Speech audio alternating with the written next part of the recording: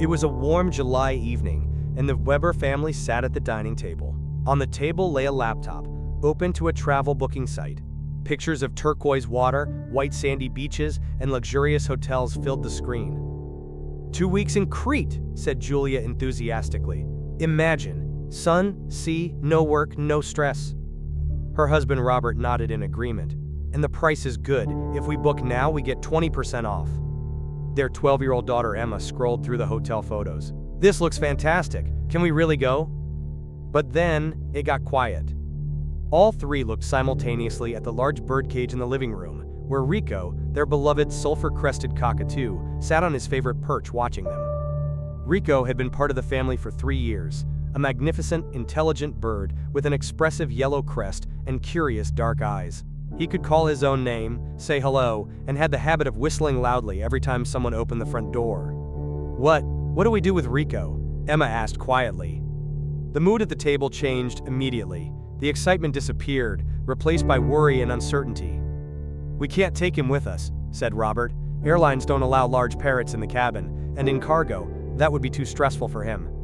Maybe he can stay with my parents, Julia suggested, but her voice sounded uncertain. Your parents don't know about parrots, Robert objected. And they have that small apartment. Where would they put Rico's cage? Emma became sad. Does this mean we can never go on vacation again? At that moment, as if waiting for his cue, Rico spoke for the first time in his life, not just a mimicked word, but complete, meaningful sentences. That, said Rico in a clear, calm voice, is exactly the problem we need to talk about. 3 heads turned to him in shock. The laptop was forgotten. Rico? Julia stood up, her mouth open. You can really speak? Obviously, Rico answered. And I must say, it was very difficult to stay quiet all these years and only say hello. But now, on this topic, I must intervene. Rico climbed to the front of his cage and looked at the family seriously. Sit down. We need to talk about one of the most common and difficult challenges of parrot ownership. What do you do with your bird when you want to travel? The Weber family slowly sat back down, still amazed that their parrot was speaking to them like a wise teacher. Let me first tell you something very important, Rico began. This question you're asking yourselves right now is exactly the right question. It shows that you're responsible pet owners. Many people don't even think about this problem before they buy a parrot. But what's the solution? Asked Robert desperately. We love you, Rico, but we also need vacation sometimes. We work hard all year. I understand that completely, Rico nodded. And I don't want you to feel guilty for needing a break. Humans need vacation. That's completely normal and healthy. The problem isn't that you want vacation. The problem is that parrots have very complicated needs that can't simply be paused for 2 weeks. Rico began explaining the challenges. First, I'm not a dog or a cat. You can't just drop me off at a pet boarding facility like the neighbor's dog. Most regular pet boarding places don't accept parrots. We're too loud, too specialized, too demanding. Second, I'm extremely routine-oriented. Every morning I wake up, and you, Julia, give me fresh water. You, Robert, open my cage door so I can come out. You, Emma, play with me after school. That's my routine. My security, when I'm suddenly in a strange place with strange people, that's traumatic for me. Third, Rico continued, I'm a flock animal, you are my flock. My family. When you disappear for 2 weeks, I don't understand. I don't know if you'll ever come back. Birds have no concept of vacation. To me, you're simply gone, abandoned, and that breaks my heart every time. Emma had tears in her eyes. You don't know we're coming back. Every time, Rico said sadly. Every time you leave the house for more than a few hours, I wonder, are they coming back? And when you're gone for days or weeks, the anxiety is overwhelming. Julia swallowed hard. What can we do? What do other parrot owners do? Good question, said Rico, and his voice became somewhat more hopeful. There are several options. None is perfect, but some are better than others. Let me explain them to you. Rico counted off the first option. Option 1, a trustworthy bird sitter comes to your home. Every day, twice a day. Feeds me, gives me fresh water, spends time with me, lets me out of the cage. That sounds good, said Robert. Why isn't that perfect? Several reasons, Rico explained patiently. First, finding a good bird sitter is difficult. It can't just be anyone. This person must understand parrots, must know how to handle us, must be able to read our body language. When I'm stressed, this person needs to recognize it. Second, it's expensive. A professional bird sitter costs about 20 to 30 euros per visit. Twice daily for 2 weeks. That's over 400 euros just for me. Robert calculated in his head and winced. That's a lot. Third, Rico continued, even with a good sitter, I'm still lonely. The sitter might come for an hour in the morning and an hour in the evening. But what about the other 22 hours of the day? I'm alone, in an empty house. That's hard. What's option 2? Asked Julia. Option 2, I come with you to relatives or friends, said Rico. My cage, my toys, everything gets transported. I spend the 2 weeks there. That could work, said Emma hopefully. My grandparents would take you. Maybe, said Rico carefully, but there are challenges. First, is this person really willing? Living with a cockatoo for 2 weeks isn't easy. I'm loud. Very loud. Especially at 6 in the morning. Are your grandparents ready to be woken up every morning at 6 by my screaming? Emma looked less certain. Grandma likes to sleep in. Exactly, Rico nodded. Second, does this person know about parrot care? Do they know what I can and can't eat? Do they understand my body language? Do they know what to do if I get sick? Third, how do I get there? Parrots don't travel well, transportation stresses me, a new environment stresses me. New people stress me. Even if everything is well-intentioned, it's very stressful. Are there other options? Asked Robert. Option 3, a specialized bird boarding facility, said Rico. There are actually places specifically for parrots and other birds. Professional facilities with people who know what they're doing. That sounds perfect, said Julia. Almost, Rico corrected.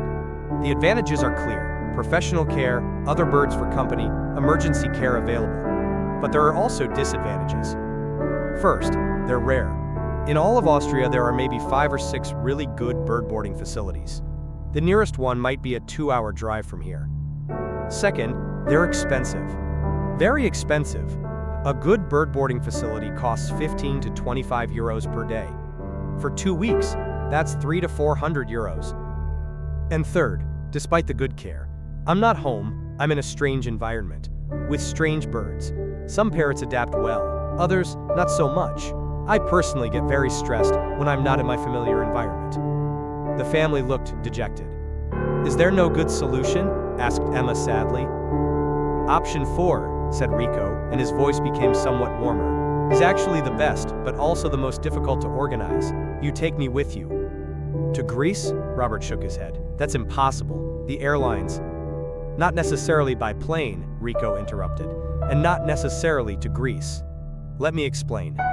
Rico took a deep breath. The truth is, when you have a parrot, especially a cockatoo like me, you have to adapt your vacation plans, not give up. Just adapt. What does that mean specifically? Asked Julia. It means, Rico explained, that you might not take long-distance trips anymore. No overseas flights. Instead, you vacation closer to home. By car. To places where I can come along. There are actually many bird-friendly vacation homes in Austria, Germany, Italy, places where pets are welcome. You rent a house, pack my travel cage in the car, and we all drive together. Emma began to smile. That actually sounds nice. We'd all be together. Exactly, Rico nodded. It's different from Greece, certainly, but it has advantages. I'm not stressed. You don't have to worry about me. We're a family, together, even on vacation. But, Rico warned, it requires planning. You need to find a vacation home that accepts birds. You need to pack my travel cage, my food, my toys. You need to make sure there's a safe place for my cage in the vacation home. And you need to understand that I won't be quiet all day. The neighbors will hear me. Are there other possibilities? Asked Robert.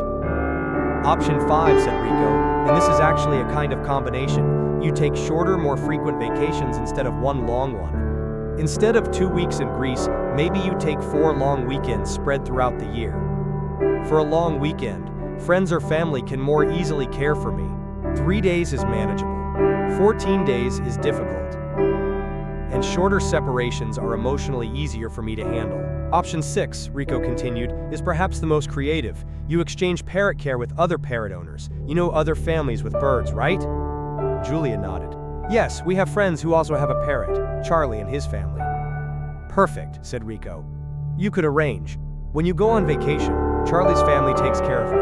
When they go on vacation, you take care of Charlie. Both families understand Parrot needs. Both have the necessary equipment, and it costs nothing. Robert nodded slowly. That could work. That's actually a good idea.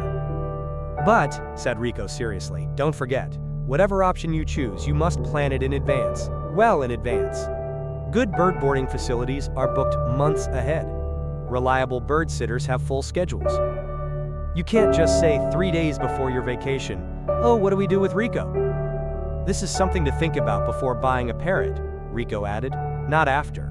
But you're already in this situation, so we have to work with it. Suddenly there was cheerful fluttering, and Skippy, a younger sulphur-crested cockatoo, appeared at the window. "Can I come in? I heard we're talking about vacation." Rico laughed. "Skippy, of course, come in." Skippy flew in and perched on the back of a chair. "Hi everyone, so I have a different perspective on all this." "And that would be?" asked Rico, amused. "At Wild Moments," said Skippy enthusiastically, "we have programs for exactly this problem. Bird care workshops. We teach people how to care for parrots while their owners are away." Wild, an older sulphur-crested cockatoo, also appeared. "Skippy's right. We also offer temporary care services. When families go on vacation, their parrots can spend 1 or 2 weeks with us. We have experience, facilities, and other birds for company." "That's interesting," said Julia. "We didn't know Wild Moments offered that." "Many people don't know," said Wild, "but it's an important part of what we do. We support families in being responsible bird owners, and that includes vacation planning." Rico looked gratefully at Wild and Skippy. "See? There are resources. There's help, you just need to know where to look." Emma had an idea. "What if we take a vacation in Austria this year, maybe in the mountains, and Rico comes with us? And next year, when we're better prepared, maybe we could go to Italy for a week, and leave Rico at Wild Moments?" "That," said Rico with a broad smile, "is a very good compromise. That shows flexibility in planning." Robert nodded. "You're right, Emma. We don't have to go to Greece this year. The mountains actually sound wonderful, and fresh air would be nice." Julia closed the laptop with the Greece offers. "You know what? I think this will actually be better. No airports, no stress, no guilt. All of us together in the mountains."